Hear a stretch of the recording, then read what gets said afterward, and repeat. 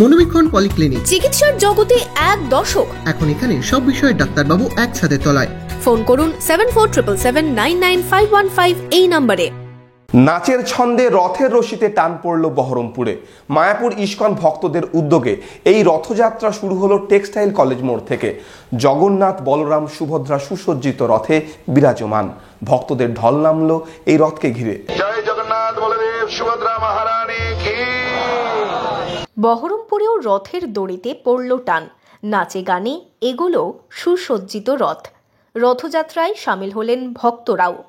Baharampur textile মোড় থেকে ভৈরবতলা মাঠ পর্যন্ত হয় ইস্কনের উদ্যোগে রথের শোভাযাত্রা। 14 বছর বহরমপুরে হচ্ছে ইস্কনের উদ্যোগে রথযাত্রা। এদিন রথযাত্রায় দেখা মিলল ঘোড়ার টানা গাড়িরও।